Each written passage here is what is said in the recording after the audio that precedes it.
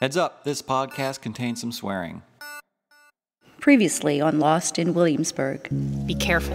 It's getting pretty weird in there. I'm not Meghan! I'm Hexabeth! Jesus, Josh, call an ambulance. I am. Wait, Tracy, what do you got in the bag? Nothing. It's just something I picked up on patrol. One of my daughters just hanged herself, and my other daughter has been lying in a coma for decades. Professor, they saw me. How is that possible? Living people can't see me. I know, my dear, but it's Swain, All Hallows Eve. The one night of the year when the barrier between the living and the dead is at its thinnest.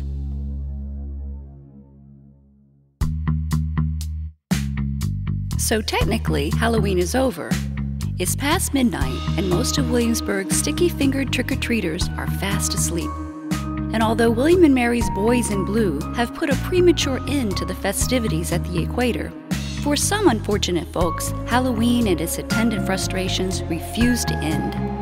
Now, I know our gentle listeners have limited patience, so as promised, this episode will be bringing this particular story arc to a close. But with so many loose ends, it's hard to know where to start. Perhaps the Whitney DeMint Decorative Arts Gallery, where a frustrated voice breaks the silence of the night. Come on, god damn it. Why isn't this swiping? I am too tired for this shit. Hey! Let me in! Mr. Toliver's expecting me. Or maybe we should wander over to the neighborhood known as College Terrace, where harsh, lonely car headlights shine across a burned-out pumpkin. God, I've never been so humiliated in all my life. Come on, Roger, you're being ridiculous. Ridiculous? We were nearly arrested. What was I thinking? Getting in the car with you. Come on. It was just a harmless little misadventure. John, next time you want to get your rocks off like some stupid teenager, leave me out. There's also the Williamsburg Community Hospital, which has been much busier than normal tonight. Hey, Meghan. Hi, Jordan. Hello there. Can I come in? Yeah, sure. The doctor's just finishing up. We'll be done in a second. Just one last thing to check. Does it hurt when I press here? A little. And how about here? Or we could drop in at the Suter House B&B. Even at this late hour, there's still a couple of windows lit up. One on the second floor. Now where was I? Oh, right. Hidden behind a patch of groundsel trees, I watched silently as Thomas and Cecilia walked the gloomy shores of the James. Ignoring the biting sandburrs that had gathered at the bottom of my dress, I formed with my thumbs and forefingers the shape of an inverted heart and began the incantation. God, this diary is just bizarre. There's got to be a way to make some money off it. And another light directly above, on the third floor. What am I doing? Still clipping stories after all these years? For some ridiculous homemade encyclopedia that no one else will ever read? What's going to happen to all this work when I'm gone? I know. I should just pick one spot and get this thing going. So let's see. Why don't we head back to the Whitney DeMint Decorative Arts Gallery? It's always been one of my favorite spots in Williamsburg. A world-renowned collection of 18th century arts and crafts housed in a sprawling complex buried deep below our country's very first mental hospital.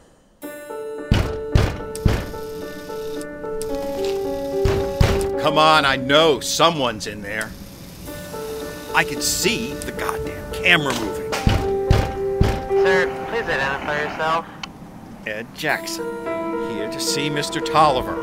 Ed who? Jackson. Ed Jackson. Ed Jackson? Are you kidding me? Mr. Toliver's expecting me, and my card's not swiping, so just let me in. Hold on, let me check something. Come on! This night just gets better and better. Hey, hold up, sir. What now? You have your badge? Badge? I don't have a badge. I need to see your badge, sir. Look, kid, I got privileges here. Don't you know who I am? Not without a badge, I don't. Look, asswipe. Asswipe? One word from me to Mr. T, and you'll be out on the street with your balls in a handbag. Listen, old man. Old man? Don't fuck with me, Grandpa. Grandpa? I don't give a damn about your privileges. Well, you better start. Hey, I'm the one who decides who gets in this place. And if I say you need to show me a badge, you bet. All right. Mr. Toliver. You can let him in. Sir? Even without his badge. Yes, sir, Mr. Toliver.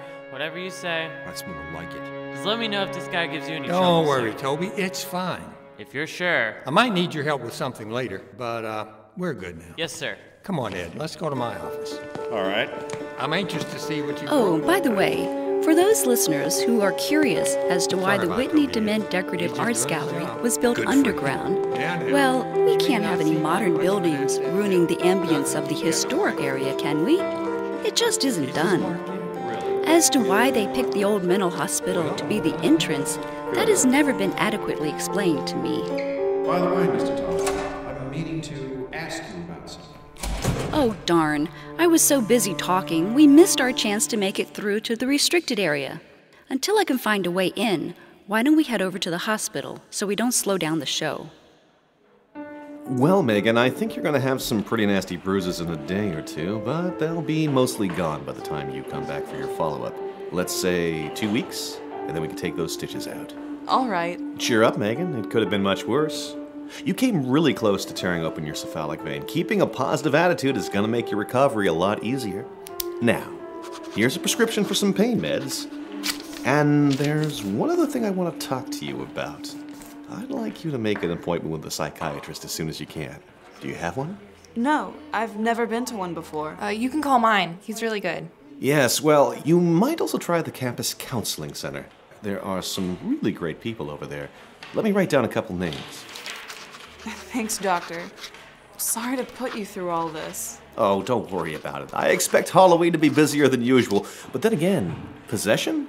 That's not a topic we covered in medical school. Just promise me you'll call one of those guys, okay? I will. Good. Now I'll go find the nurse and have her take you up front. Thanks. You're welcome. I'll see you in 2 weeks, and no more seances for a while. Take care. Bye. So, Meghan, how are you really feeling? All right, I guess. That's good to hear. Did you talk to your family yet? No, it didn't seem serious enough. I didn't want to bother them. Are you kidding? You tried to jump out a window. You've got stitches in 3 places, a sprained wrist, and you're telling me it's not serious? I don't know. I guess I just didn't want to talk to them. Fine then. Let's just get you home. Maybe you'll feel differently in the morning. Listen, Jordan, I'm sorry about the seance and trying to talk to Aaron. It's okay, just forget about it. I know you think I'm crazy. I don't think you're crazy. And I know you don't want me trying to find Aaron. Meghan, please, just stop. I'm just trying to help. There are things that I know that you don't. Meghan, if you want to help me, just leave me out of this. Please. I don't want to talk about it anymore, okay? As soon as I'm done with I think the nurse is coming. All right, ladies, your Uber has arrived. Ready to hit the road? I'm ready. Great, have a seat, and I'll wheel you up front. Thanks. Take it easy. Hold on now, let me help you. You're gonna pop those stitches if you're not careful. There you go. Thanks. Oh, there's Josh. I need to talk to him for a second. I'll meet you up front. Okay, see you there. All right. Looks like it's just you and me, kid. Oh, by the way, can I ask you about something? I was talking with the staff up front, and I hear you're quite the psychic. Good news, folks. I found an old ID card at the bottom of my purse, and it still works. So let's head down into that employees-only area at the DeMint Gallery and see just what exactly Ed and Mr. Toliver are up to. By the way, Ed, I know it's been an awfully long night for you. I want you to know I appreciate the extra effort you put in. No problem. I'm glad to do it. Well, let's keep this short. Have a seat and show me what you've got in the bag. It's something else, that's for sure. And it has your name all over it. You don't say. Voila. Oh my. May I? Of course, but be careful. It has razor blades in it. Yes, I see. So what do you think, Mr. Toliver? What's your expert opinion? Well, speaking in my official capacity as the director of the Whitney DeMint Decorative Arts Gallery, I think I can say that you have brought me quite an interesting little object. But do you know what it is? Well... Yes? Judging by the arrangement of beads, this pattern of scratches here, and these crude brushstrokes... Yes? Well, I'm trying my best to work up a bit of drama here, but really, It's obviously the creation of our good friend Valerie Dunhill. What? Yes, I'd say about age 8 or so. How could you possibly know that? Ed, you don't get to be the director of the Whitney DeMint Gallery without knowing something about historical artifacts. This is an historical artifact. Definitely. Huh. A pristine early work of the infamous Old Country Road Killer? There's quite a market for this sort of thing. Now I've heard everything. Oh, you have no idea, Ed. Thank you for bringing it to me. Well, sure. I mean, it was kind of pricey, you know. $800. Oh, well, I don't have any cash on me at the moment, so just write yourself up a receipt and give it to accounting. Yes, sir. Project name of Agkistrodon. Okay. Good work, Ed. Good work indeed. Well, of course, I knew you'd want it. Mm-hmm. After all these years, I can pretty much read your mind. Not surprising. You've been with us for quite a long time now. That's for damn sure. About ready for retirement, I presume. 1 more year, and I get my pension. 1 more year. And then what? And then I'm getting the hell out of Williamsburg. I see. I imagine this job has taken a lot out of you. You know, Mr. T, I'm not a reflective man. Can't be with this job. Really? I think the best thing for me to do is just pull up stakes and put it all behind me. You don't say. They're down south somewhere, maybe Florida. Florida? Yeah. The fishing's great down there. Uh-huh. I could get a boat, buy a little place with a pier. Who knows? Maybe I'll even find someone to settle down with. Mm-hmm. So what are you going to do with that thing Valerie made? Can't exactly put it on a shelf next to the mocha-ware. Mocha-ware? Hey, I'm not a complete Philistine. I've learned a lot of things over the years. I know you have. Listen, Ed, would you like to see where exactly I plan to keep this? Could we do it tomorrow? It's pretty late. It won't take long. In fact, I insist. Oh dear, I get so sad when I think about Valerie Dunhill. Such a truly horrible person she turned out to be. At least her parents, John and Jessie, never learned how she killed all those people on the old country road. But they still have to deal with the pain of her untimely and self-inflicted death. I can't imagine what that must be like for them.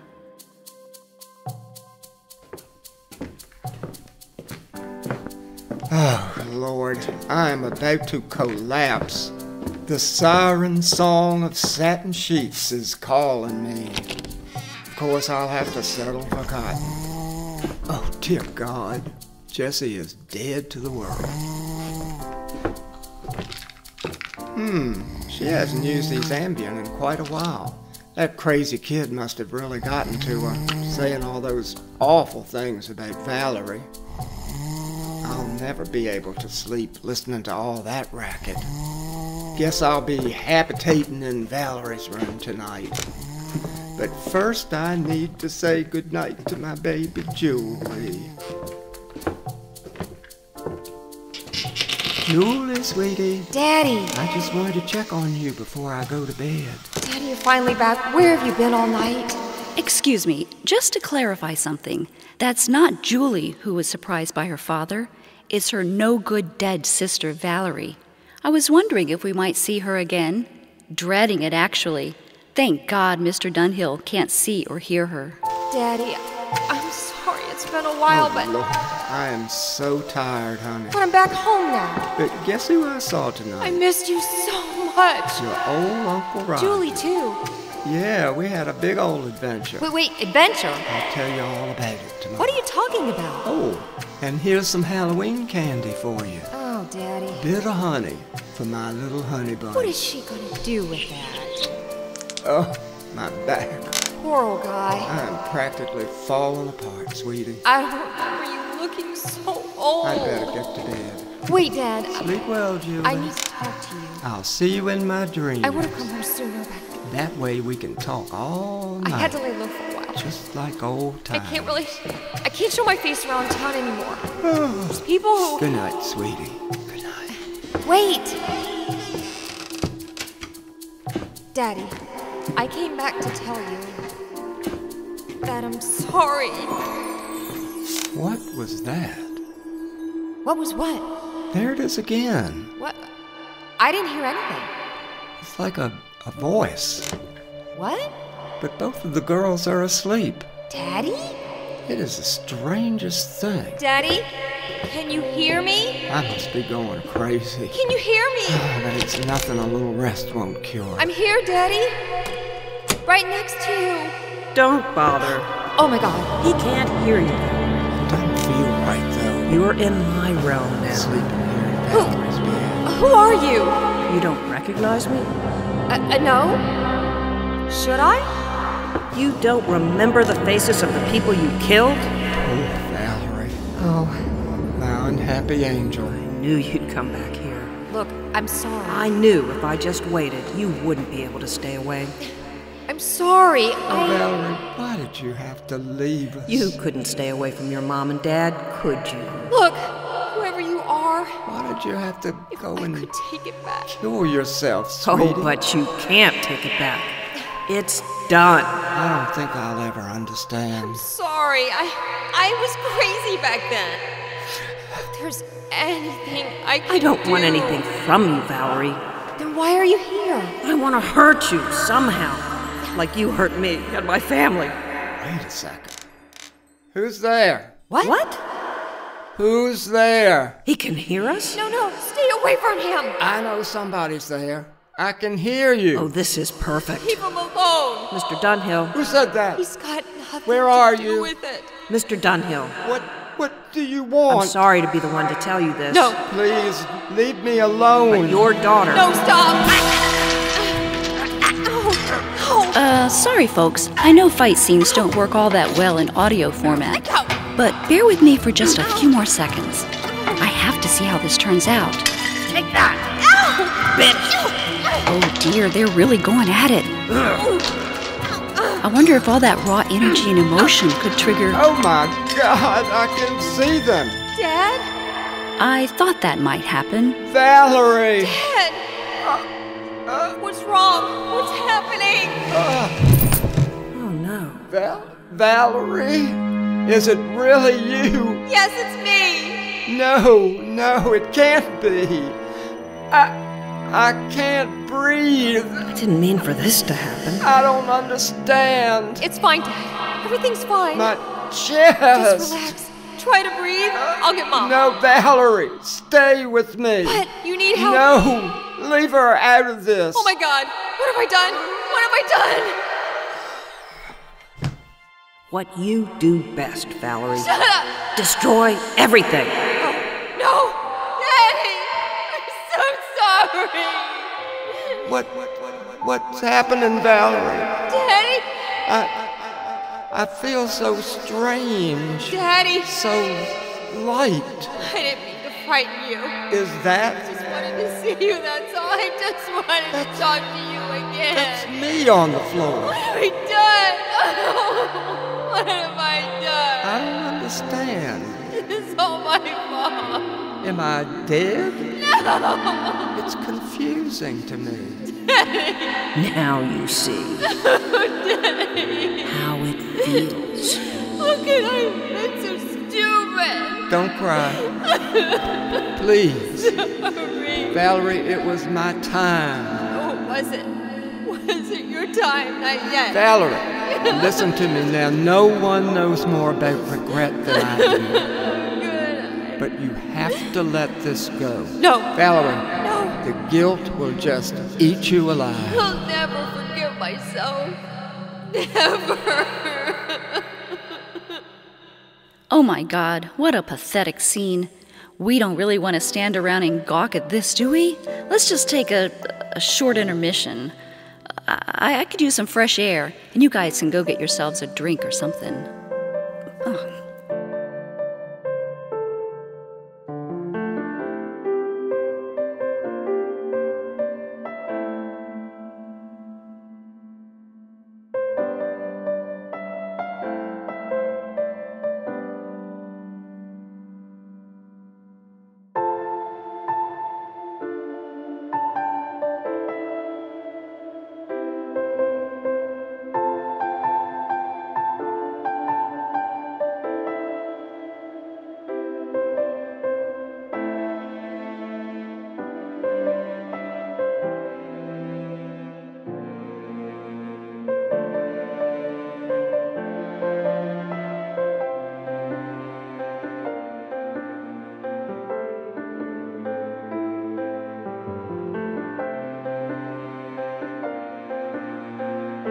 Well, now that I've had a chance to collect myself, let's return to our story. Oh right, the Dement Gallery. The underappreciated cultural institution once derided in the pages of Reader's Digest as America's basement. This is crazy, Mr. Toliver. I had no idea these old steam tunnels were down here. Well, it's been at least 100 years since they powered the old mental hospital. Long enough for them to be completely forgotten. Huh. One of our engineers stumbled on them when the gallery was being constructed, back in the 70s. Oh. I thought they might come in handy someday, and I was right. I had them boarded up and made a deal with the engineer. And corporate doesn't know about them. Are you joking? That's why they're so useful. Makes sense. Now, Ed, what I'm about to show you, only 1 or 2 other people have ever seen. I'm honored, I guess. You should be. Let me get the lights. Whoa! What is all this crap?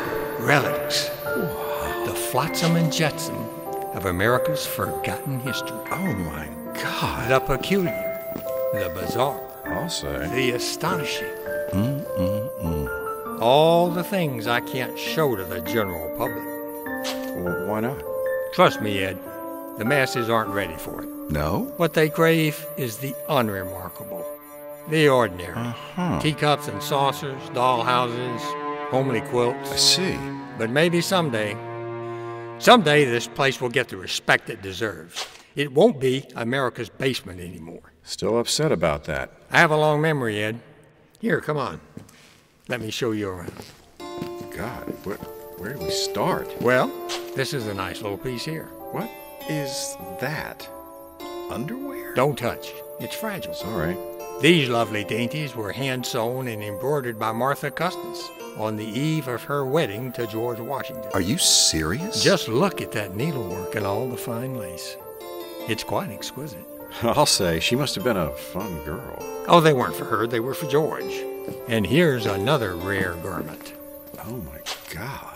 The blood-soaked toga of international cover model Fabio Lanzoni. No shit. From the Apollo's chariot disaster of 1999. I remember that. No one wanted it at the time, so I was able to scoop it. Hey, wait a minute. What is it? That necklace over there.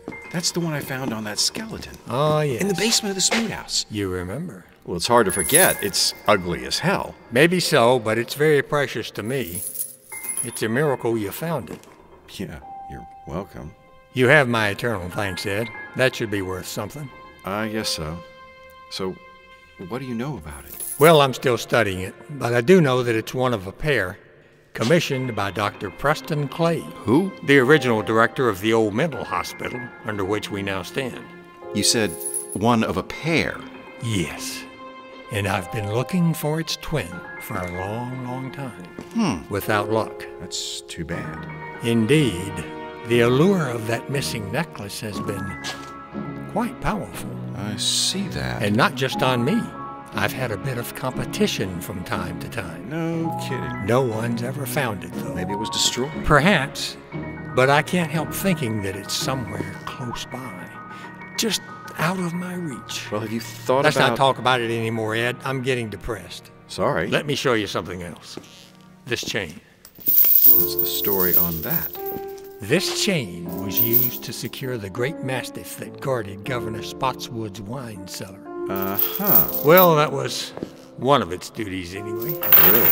Yes, Galfred was supposedly the fiercest dog in the entire colony. And over the course of its lifetime, it developed quite a taste for human blood. Well, the chain doesn't look like anything special. Just a chain. You think so? Why don't you take a closer look? Okay. Sorry, Ed. Been such a good employee. But it's time to end our association.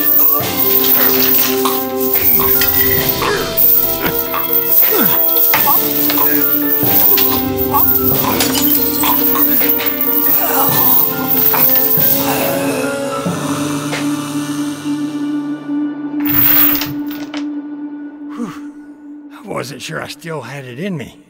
Oh, good grief. This night just gets more and more gruesome. Though I have to say, I'm not gonna miss that cold-blooded goon one bit. Maybe it's time we checked in with those adorable young college kids at the hospital. Unlike some people, they haven't yet been hardened by a lifetime of living in Williamsburg. Josh, how's Caleb doing? He's pretty shaken up, but he's okay. Oh, that's good. They finished the surgery on his arm. It was fairly minor. I just went to get him a snack. What about Meghan? How's she doing? Not as bad as Caleb. He definitely got the worst of it. Should have been the other way around. Jordan. Hey, I'm the nice one. I'm driving her home. You must be exhausted. It's 3 o'clock in the morning. None of those assholes at the seance could be bothered to come with her to the hospital, so here I am. What about Caleb? You said you were going to call his cousin or something? No. Caleb thought it was too late and didn't want to wake him up. God, what a couple of martyrs. Well, I better go before she starts speaking in tongues or something. I'll see you tomorrow, maybe? Okay. Bye. Bye.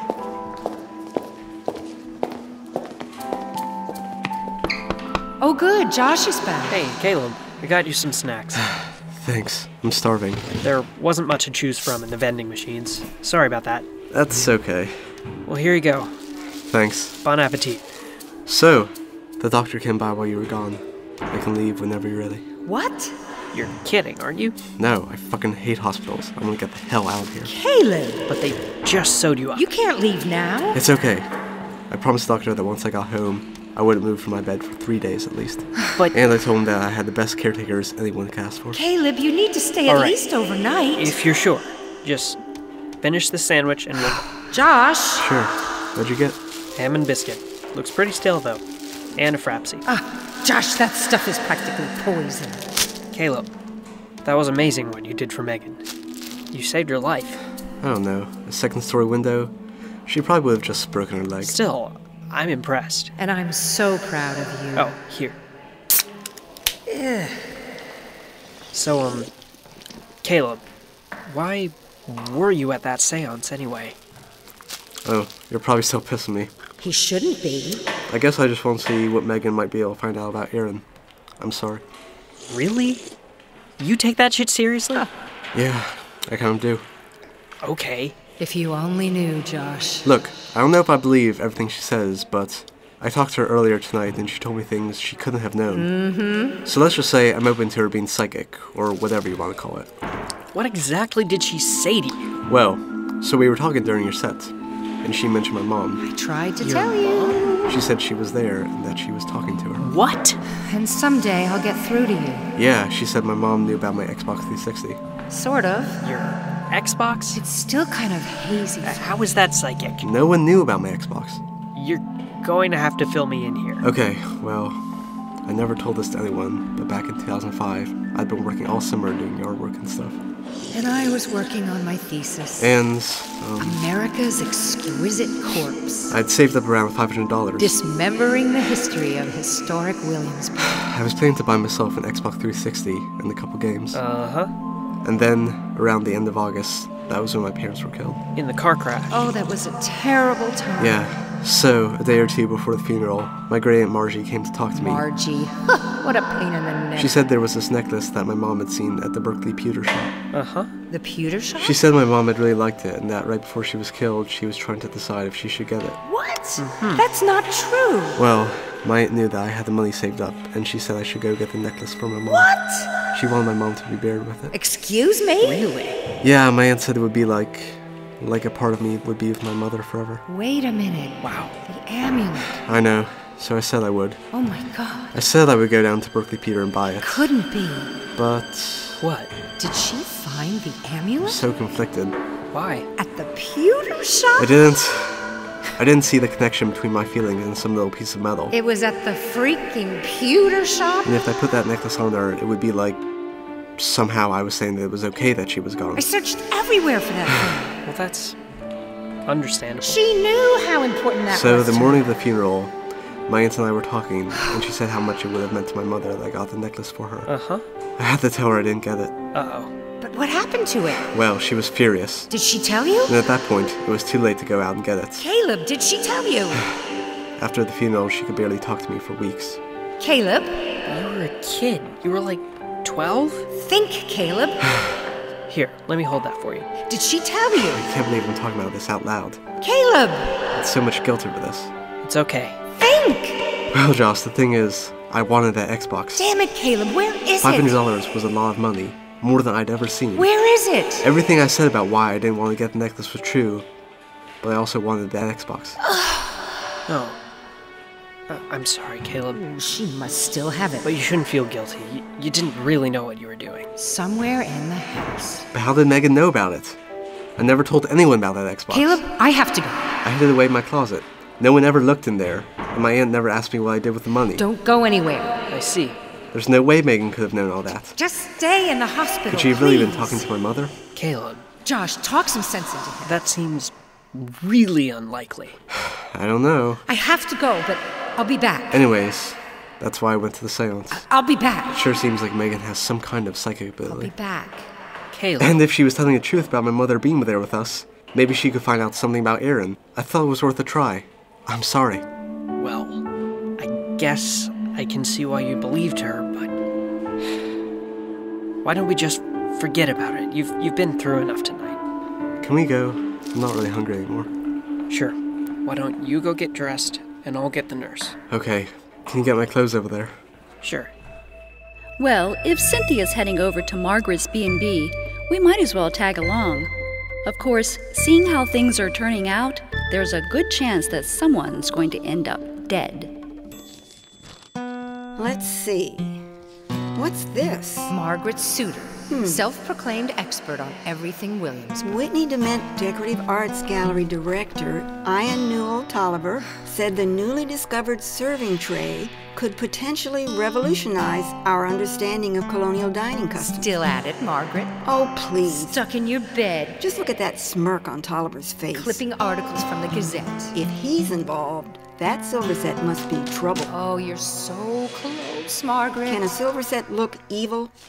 It looks evil to me. But you never really caught on to what's happening in this town, did you? Oh, here's a story about Caleb's Halloween show at the college. Or maybe you did figure it all out. You just couldn't share it with anyone. Caleb Suter, station director at William & Mary's WCWM, promises this year's Halloween show will be even more exciting than last year's. That's an understatement. I swear, that boy pushes himself way too hard. Are you kidding? After all that grief you gave Caleb about the necklace. I hope the show went smoothly. Time to come clean. Now, where did I put my glue stick? Where's that necklace? Oh, here it is. Oh, for God's sake, screw your damn glue stick! My glue stick. Whoa, that's never happened before. It flew right out of my hand. I hit it. I guess I lost my grip. And it moved. Of course, Dale would say I lost my grip years ago. I've never been able to do that before. Well, it didn't fall too far away. I might be able to reach it. Let's I see. wonder. Just about. Let me try something. What? I did it! I did it! Must have been a draft from the hallway. Wait a minute. Damn it. Maybe I can find that necklace myself. I can't call Dale up here just to get that glue stick. Now, where would it be? Where would it be? Time to call it a night. Where did you hide it, Margaret? Where's that necklace? What? What's happening? Where is it? Oh my God! Someone's here! I know you stashed it away somewhere. Who are you? What do you want? Mom, what is going on? Dale! Shh, do you know what time it is? Dale. You're gonna wake up the whole house. I'm sorry. What is this mess? Dale, something's going on. Dale, where did she hide the necklace? Someone's here. What are you talking about? Did she tell you? Somebody's here? It's a spirit or a presence. God, Mom, have you lost your mind? Poor Dale, you never had a clue either. There, did you see? What? Out of my way. God, you've got a lot of crap in What here. the hell? Letters, coins, I told you. Jewelry. This can't be real. No necklace. Excuse me, Mr. Suter, but what's with all the noise? What's going on in there? Uh-oh. Sorry, I'm not sure. I'm upsetting the tourists. We're trying to sleep downstairs. Sorry, it's my mother. She. What's wrong? Is she all right? Mrs. Suter? I'm fine. Sorry about the noise. Listen, we paid a lot of money for our room. A lot. We can't sleep like this. Then go home. Look, I said I'm sorry. I'm trying to fix things. I sure hope so, because I'm not paying for it. Damn it. What the hell was that? Where is What? it? That box had just flew across the room. Books? Just All by itself. Don't be ridiculous. Just let me deal with my mother and we'll talk about a discount tomorrow. Wait a minute. Tomorrow. Damn it. Jesus Christ, Mom, what is going on? Dale, I'm scared. Margaret, please, I need that necklace. Mom, who is this spirit? Get out of our house! I'm not leaving until I find it. Dale, the drawer. Is it in here? Grab that necklace. What? This old thing? I found it. Yes, that's what they're here for. Who's here? I don't know. Just bring it to me. No. Where'd it come from? Why is it here? I don't have time. Give it to me. God damn it, Mom, I can't take anymore. You're crazy. Dale, give it here. All right. You don't understand what it is. Whoever you are, you can't have it. What it can do. Dale, help me with the latch. What? Please, Margaret. Latch. I can't get it. Let me see. There, I got it. If you want this necklace, you'll have to pry it off my cold, dead body. Mrs. Suter, are you okay? Oh, for God's sake. I'm fine. Oh, don't worry. This is nuts. Shh. Quiet. What? What's that? Mom. Shh.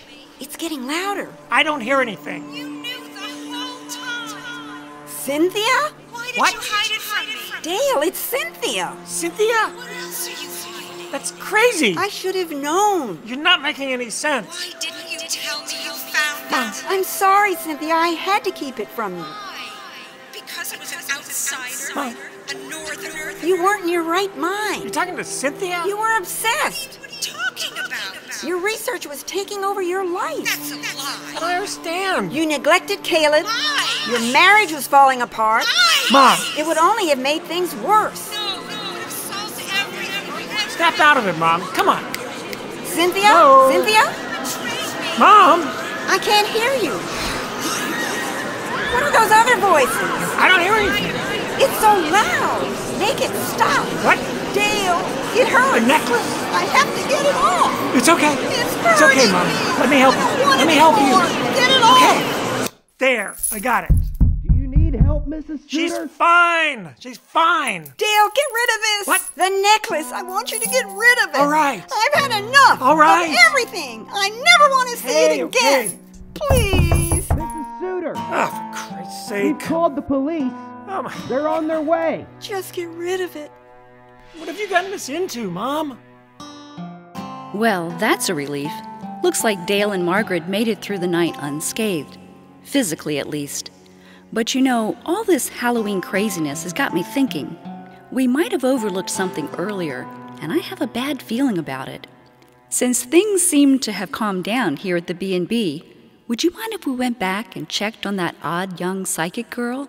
She should be getting home from the hospital right about now. Hopefully, my hunch was wrong. Okay, Meghan. I think you're set. Just text or call if you need anything. I will.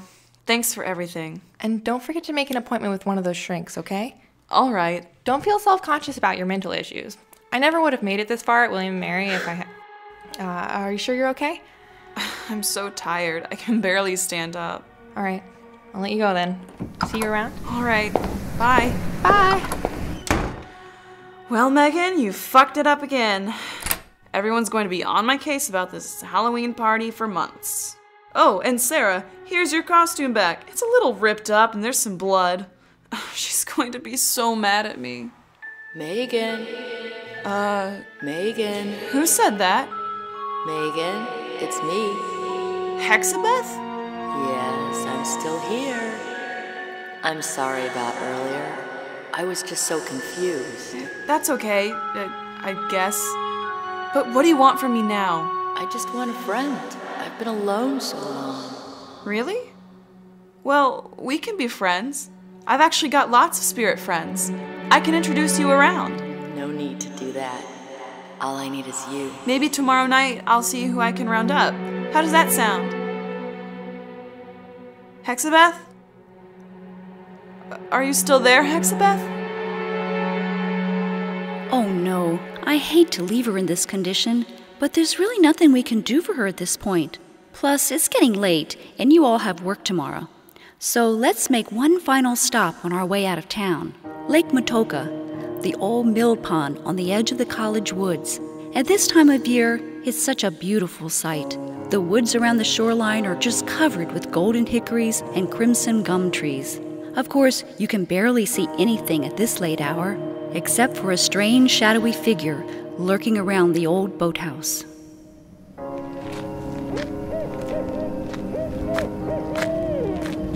All right, here we go. I'm going to toss this necklace in the lake and finally put an end to all of Mom's craziness. Even though know, I probably could get a lot of money for this thing if I could just find the right buyer. But I'm not gonna do it.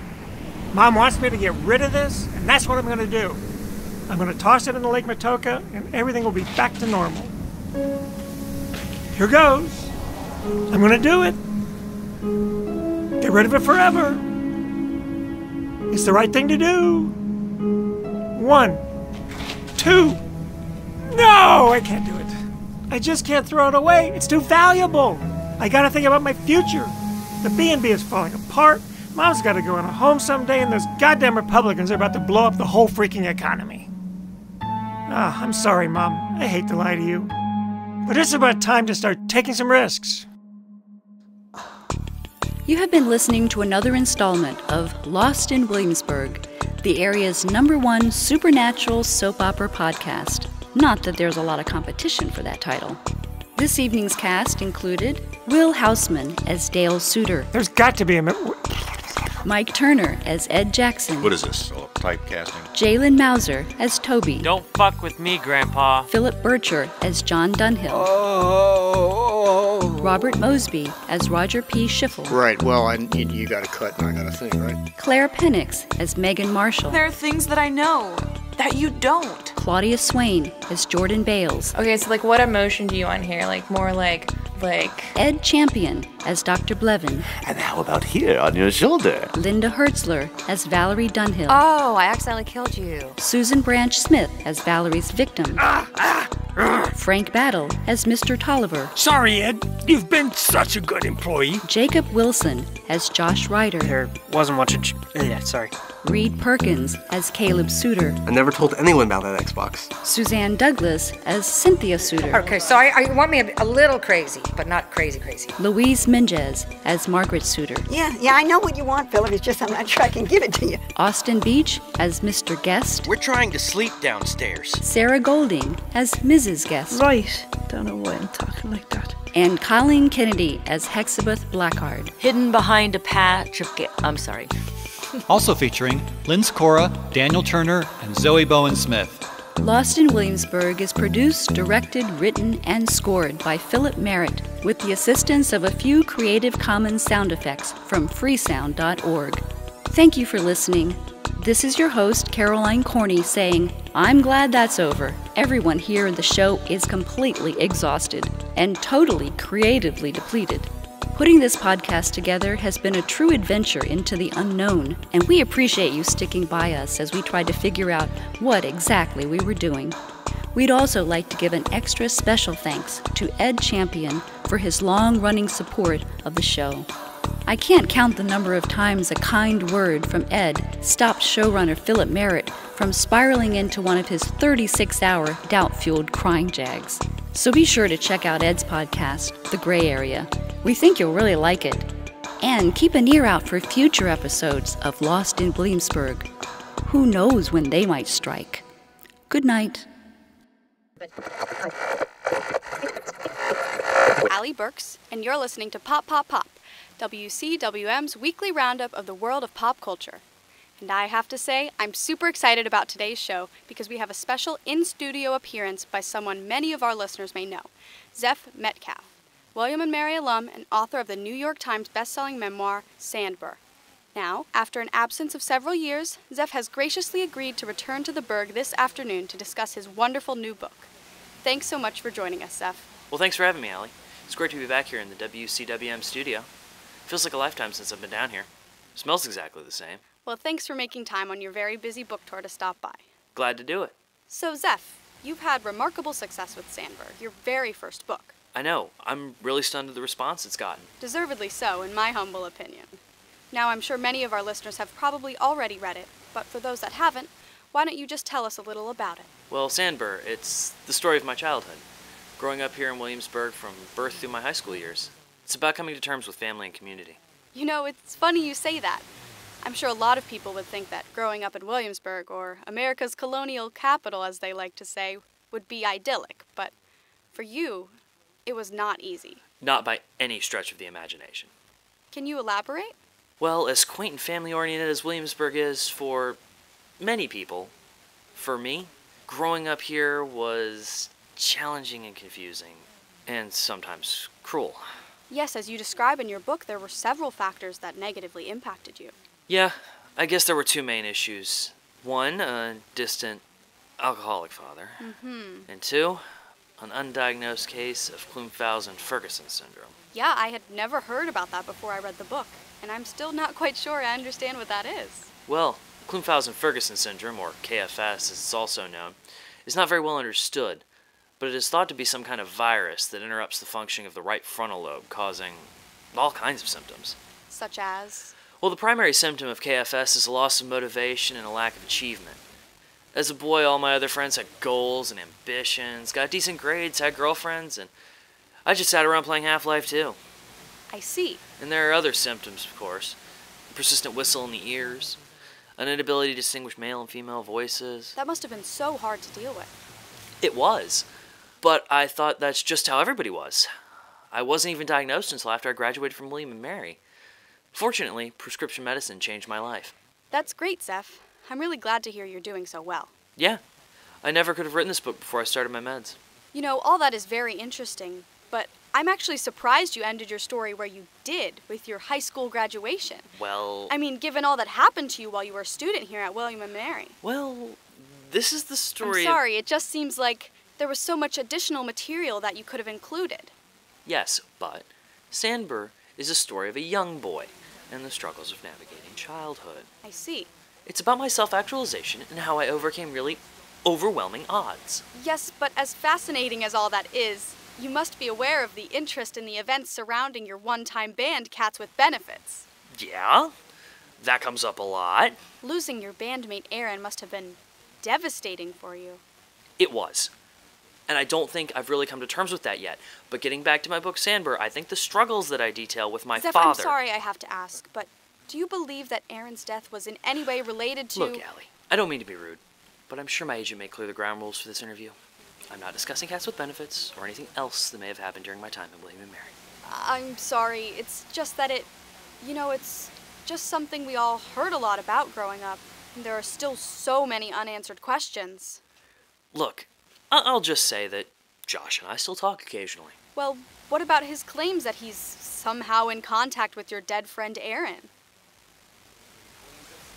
You'll have to ask him about that. So you don't know anything about that record that he and Aaron are supposedly working on? Oh my god, this was a mistake. And Lauren Taskey, she's in paleontology now. I understand you're not on speaking terms with her? So, Allie, about my book, which is the reason I'm here. And Meghan Marshall? What about her? Well, as you know, the self-described psychic was implicated Look, in the stunning events of several years ago. What is this? An ambush? It's not an ambush. It's just that, oh my god, there's like so much information that our listeners want to know. I said I'm not talking about it. What part of that do you not understand? Zeph, what about the theories that Theories? You must know that there are theories all over the internet that after Aaron's death that you and Meghan... This interview is over. What? Wait, Zeph, what about the knife? Go to hell. Did you know about the knife? That went well.